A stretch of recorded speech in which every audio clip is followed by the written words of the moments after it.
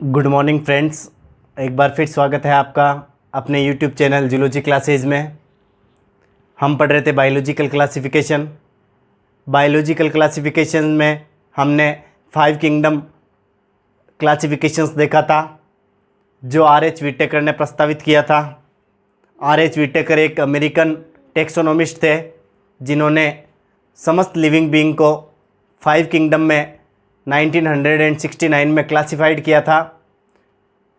इनमें से हमने किंगडम प्रोटिस्टा, किंगडम मोनेरा और किंगडम फंजाई प्रीवियस वीडियो में पढ़ लिया था। आज हम पढ़ने जा रहे हैं 5 किंगडम क्लासिफिकेशंस का 4th किंगडम, किंगडम प्लांटी।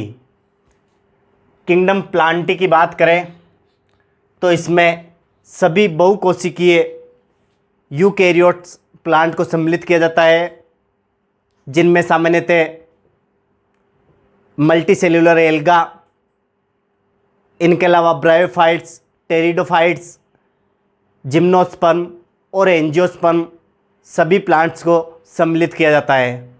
तो आज हम बात करेंगे किंगडम प्लांटी के जनरल फीचर्स या महत्वपूर्ण कैरेक्टर्स के बारे में। किंगडम प्लांटी के जनरल कैरेक्टर्स की बात करें तो हम देखते हैं include all coloured multicellular photosynthetic organisms. इसके अंतर्गत सभी रंगीन बहुकोशिकीय प्रकाश संश्लेषी सजीवों को या ऑर्गेनिजम्स को सम्मिलित किया जाता है।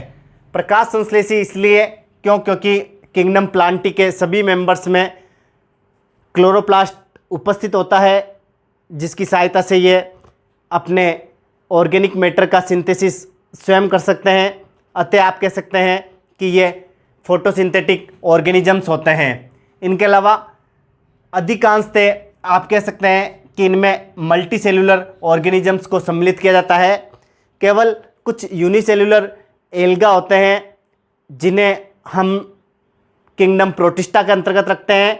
बाकी सभी जो प्लांट्स होते हैं बहुकोशिकीय, उन्हें हम किंगडम प्लांटी के अंतर्गत रखते हैं।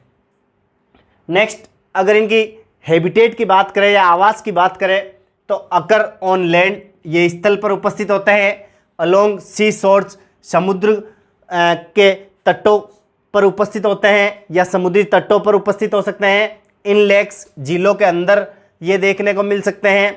पॉन्ड्स, तालाबों में और स्ट्रीम्स, झरनों में इनकी उपस्थिति देखी जाती है। अर्थात आप यूँ कह सकते हैं सामान्यतः ये स्थलीय हैबिटेट शो करते हैं या टेरेस्ट्रियल हैबिटेट शो करते हैं, और टेरेस्ट्रियल हैबिटेट में भी एक्वेटिक हैबिटेट ये सामान्यतः रखते हैं। एक्वेटिक हैबिटेट के अलावा भी ये स्थल पर विभिन्न प्रकार की सॉइल्स और जो स्लोप एरियाज हैं या पहाड़ी या ढलान वाले क्षेत्रों में देखने को मिलते हैं, और अलग अलग आवासों के रूप में ये अपना नेचुरल हैबिटेट या प्राकृतिक आवास बनाए रखते हैं। नेक्स्ट बात करें इनके और कैरेक्टर्स की तो मल्टीसेल्यूलर यूकैरियोटिक ऑर्गेनिजम्स है। मैंने पहले ही कहा था किंगडम प्लांटी में बहुकोशिकीय सजीवों को सम्मिलित किया जाता है। अर्थात आप यूँ कह सकते हैं कि इनका जो बॉडी ऑर्गेनाइजेशन है तो मल्टीसेल्यूलर होते हैं, यूकैरियोटिक होते हैं। अर्थात इनमें सुस्पष्ट केंद्रक पाया जाता है जिसमें केंद्रक झिल्ली उपस्थित होती है, और साथ में इनमें जो आवरणबद्ध कोशिकांग होते हैं वो भी मौजूद रहते हैं, जैसे माइटोकॉन्ड्रिया, गोल्जी काय, लाइसोसोम और प्लास्टिड या लवक इनमें उपस्थित होते हैं। नेक्स्ट बात करें तो प्लांट्स आर सेडेंट्री, अर्थात पादप स्थानबद्ध होते हैं और फिक्स्ड और स्थायी होते हैं। सम आर फ्री फ्लोटिंग, कुछ स्वतंत्र रूप से तैरने वाले ऑर्गेनिजम्स भी इनमें पाए जाते हैं। अर्थात हम इनके नेचर की बात करें तो ये सेडेंट्री अर्थात स्थानबद्ध होते हैं। स्थानबद्ध से तात्पर्य है कि ये एक स्थान पर ही उपस्थित रहते हैं और स्थान पर रहकर कुछ मूवमेंट शो कर सकते हैं। अर्थात लोकोमोशन शो नहीं करते हैं लेकिन मूवमेंट ये शो कर सकते हैं। प्रचलन या गमन इनमें अनुपस्थित होता है, लेकिन गतियाँ इनमें पाई जा सकती हैं। तो आप कह सकते हो कि एक प्लांट एक स्थान पर रहता है, इसलिए सेडेंट्री या स्थानबद्ध नेचर शो करता है, और कई प्लांट्स ऐसे होते हैं जो फिक्स्ड या स्थायी रहते हैं।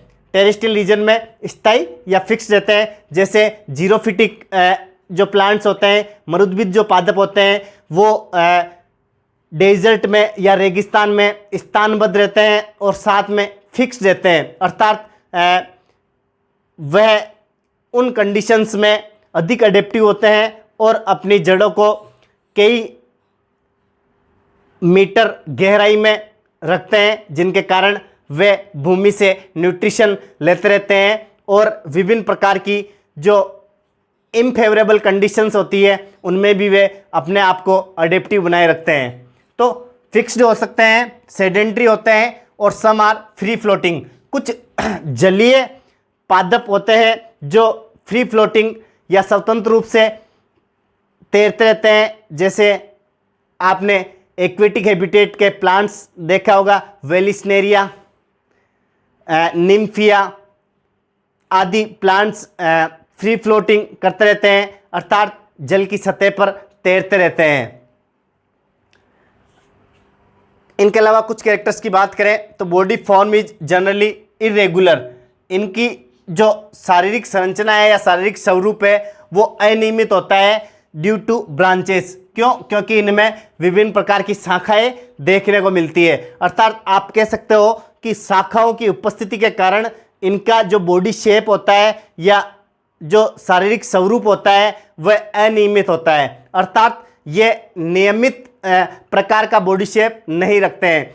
कुछ प्लांट्स ऐसे होते हैं जिनमें ट्रू लीफ, रूट और स्टेम एब्सेंट होते हैं, उन्हें थैलोफाइटा में रखा जाता है, और ऐसे प्लांट्स जिनमें ट्रू लीफ, रूट और स्टेम उपस्थित होते हैं उन्हें हम ब्रायोफाइटा, टेरिडोफाइटा, एंजियोस्पर्म और जिम्नोस्पर्म में रखते हैं। अर्थात विभिन्न प्रकार की ब्रांचेस के कारण या शाखाओं के कारण इनका आकार नियमित नहीं रह पाता है और ये इन अनियमित प्रकार का बॉडी फॉर्म शो करते हैं। ग्रोथ इज इनडेफिनेट, वृद्धि इनमें अनिश्चित होती है, अर्थात प्लांट्स की हम बात करें तो प्लांट्स कई फॉर्म में देखने को मिलते हैं, जैसे स्मॉल हर्ब, शर्ब और ट्री के रूप में हम प्लांट्स को देखते हैं। जबकि हम बात करें एल्गा की तो एल्गा एक स्मॉल शेप साइज रखता है, जबकि हम बात करें हायर प्लांट्स की जैसे एंजियोस्पर्म, जिनकी लेंथ या लंबाई की बात करें तो कई मीटर इनकी लंबाई देखी जाती है। जैसे एक प्लांट्स है यूकलिप्टस जो कि हायर प्लांट्स में सबसे अधिक लंबाई रखता है। तो एक लोअर प्लांट से लेकर हायर प्लांट की अगर बात करें तो इनकी लेंथ में वेरिएशन शो होती है, अर्थात आप कह सकते हैं कि वृद्धि इनमें अनिश्चित होती है। वृद्धि कोई निश्चित प्रकार की नहीं होती है। कुछ प्लांट्स अधिक ग्रो करते हैं जो कि उनकी सर्वाइव के लिए महत्वपूर्ण होता है, और कुछ प्लांट्स अडेप्टिव कंडीशन में रहते हुए भी अधिक ग्रो नहीं कर पाते हैं। नेक्स्ट कैरेक्टर की बात करें तो बॉडी ऑर्गन्स आर एक्सटर्नल। इनमें जो शारीरिक अंग जो देखने को मिलते हैं जैसे लीफ है, स्टेम है और अन्य प्रकार के जो ऑर्गन्स हैं वो सामान्यतः बाह्य प्रकार के होते हैं। नेक्स्ट बात करें इनके महत्वपूर्ण कैरेक्टर की तो cell wall mostly made of cellulose. इनकी जो सेल वॉल होती है अर्थात कोशिका भित्ति जो होती है, ये कोशिका भित्ति सेल्यूलोज से मिलकर बनी होती है, और सेल्यूलोज एक पॉलीसेकेराइड होता है, अर्थात आप कह सकते हैं कि प्लांट्स की जो सेल वॉल होती है वो सेल्यूलोज नामक पॉलीसेकेराइड से मिलकर बनी होती है, जिनके कारण ये दृढ़ या स्केलेटिक प्रकार की होती है, जो कि प्लांट्स की शेप साइज मेंटेन रखने का कार्य भी करती है। नेक्स्ट बात करें इनके रिजर्व फूड मटेरियल की तो food reserve is starch and fat. जो आरक्षित खाद्य पदार्थ या संचित खाद्य पदार्थ होता है ये स्टार्च और फैट के रूप में होता है, अर्थात प्लांट्स का जो रिजर्व फूड मटेरियल होता है वो स्टार्च होता है। जैसे आपने देखा होगा जंतुओं में जो रिजर्व फूड मटेरियल होता है वो ग्लाइकोजन के फॉर्म में होता है, ऐसे ही यहाँ प्लांट्स में जो रिजर्व फूड मटेरियल होता है वो स्टार्च और फैट के रूप में होता है या वसा के रूप में होता है। नेक्स्ट हम बात करें एक और महत्वपूर्ण कैरेक्टर्स की, double envelope system of organization, अर्थात इनमें दोहरा आवरण उपस्थित होता है। बाह्य आवरण सेल वॉल और सेल मेम्ब्रेन के फॉर्म में होता है और भीतरी आवरण साइटोप्लाज्म में पाए जाने वाले सेल ऑर्गेनेल्स जैसे mitochondria, plastid, Golgi body, endoplasmic reticulum, इनकी जो मेम्ब्रेन होती है ये सेकेंडरी एनवलप बनाने का कार्य करती है। तो आप कह सकते हैं कि ये दोहरे आवरण बद्ध संरचना रखते हैं या double envelope system of organization show करते हैं।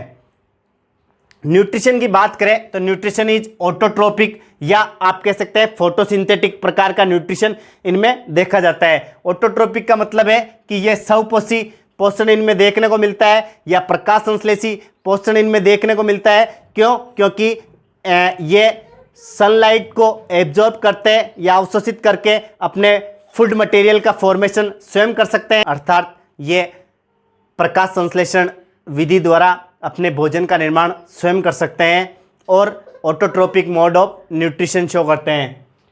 इनके अलावा सम आर हेटेरोट्रोपिक, कुछ विषमपोषी प्रकार का पोषण भी दर्शाते हैं, अर्थात कुछ ऐसे प्लांट्स भी होते हैं जो अपना न्यूट्रिशन स्वयं नहीं बना पाते हैं और ये दूसरे ऑर्गेनिजम्स पर अपने फूड स्टफ के लिए निर्भर रहते हैं। इनके अलावा सेप्रोफिटिक प्रकार का न्यूट्रिशन भी इनमें देखा गया है, अर्थात मर्तोपजीवी प्रकार का पोषण भी इनमें देखा गया है और साथ ही कुछ ऐसे प्लांट्स होते हैं जो इंसेक्टिवोरस प्रकार का न्यूट्रिशन भी रखते हैं, अर्थात कुछ इंसेक्ट को ये अपने बाह्य संरचना की सहायता से ट्रैप कर लेते हैं और उसको निगल कर अपना भोजन प्राप्त करते हैं। जैसे आपने देखा होगा सामान्यतः जो ब्लेडर वर्ड्स होते हैं ये अपने बाह्य अंगों की सहायता से कुछ इंसेक्ट्स को अपने भीतर ट्रैप कर लेते हैं और उनसे न्यूट्रिशन प्राप्त करते हैं। तो इंसेक्टिवोरस प्रकार का मोड ऑफ न्यूट्रिशन भी ये शो करते हैं। अब बात करते हैं हम कुछ और जनरल कैरेक्टर्स की, तो लोअर फॉर्म्स प्रोड्यूस स्पोर, कुछ ऐसे लोअर प्लांट्स होते हैं जो स्पोर्स या बीजाणु उत्पन्न करते हैं, अर्थात asexual mode of reproduction show करते हैं या अलैंगिक जनन शो करते हैं। इनके अलावा इनमें वेजिटेटिव रिप्रोडक्शन भी सामान्य प्रकार का होता है, अर्थात कुछ प्लांट्स ऐसे होते हैं जिनमें केवल कायिक प्रजनन ही देखने को मिलता है, जैसे विभिन्न प्रकार की दूब घास जो होती है इनमें सकर्स के द्वारा ही प्रोपोगेशन होता है या प्रवर्धन की प्रक्रिया होती है, जिनसे एक पादप कई सारे पादपों में परिवर्तित होता है। तो आप कह सकते हैं कुछ ऐसे प्लांट्स होते हैं जिनमें वेजिटेटिव रिप्रोडक्शन भी देखने को मिलता है। तो इनमें तीनों ही प्रकार का जनन देखने को मिलता है। सामान्यतः अलैंगिक जनन जो स्पोर्स के द्वारा होता है, कायिक जनन जो विभिन्न प्रकार की बड या रूट, स्टेम और लीव से देखने को मिलता है। इनके अलावा सेक्सुअल रिप्रोडक्शन सभी पादपों की विशेषता होती है। क्यों? क्योंकि ये मल्टी सेल्यूलर यूकैरियोटिक ऑर्गेनिजम्स हैं, अतः इनमें सेक्सुअल रिप्रोडक्शन भी देखने को मिलता है। आप यूँ कह सकते हो जो एम्ब्रियो डेवलपमेंट है वो भी इनमें हायर प्लांट्स में देखा जाता है, जैसे एंजियोस्पर्म पादपों में सामान्य भ्रूण परिवर्तन इनमें देखा जाता है। नेक्स्ट कैरेक्टर की बात करें जो कि महत्वपूर्ण है, alternation of generation is present, अर्थात इनमें पीढ़ी एकांतरण देखने को मिलता है। हायर प्लांट्स हो चाहे लोअर प्लांट्स हो, अधिकांशतः ये अल्टरनेशन ऑफ जनरेशन शो करते हैं, अर्थात पीढ़ी एकांतरण शो करते हैं, जिनमें युग्मकोद्भिद और बीजाणुद्भिद पीढ़ी सामान्यतः देखने को मिलती है। युग्मकोद्भिद पीढ़ी बीजाणुद्भिद पीढ़ी पर निर्भर होती है और बीजाणुद्भिद पीढ़ी कई प्लांट्स में युग्मकोद्भिद पीढ़ी पर निर्भर होती है। इनमें सामान्यतः चाहे वेस्कुलर प्लांट हो चाहे नॉन वेस्कुलर प्लांट्स हो, इनमें ये अल्टरनेशन ऑफ जनरेशन देखने को मिलता है, जिसे आप कह सकते हैं कि इनमें n और 2n जनरेशन देखने को मिलती है।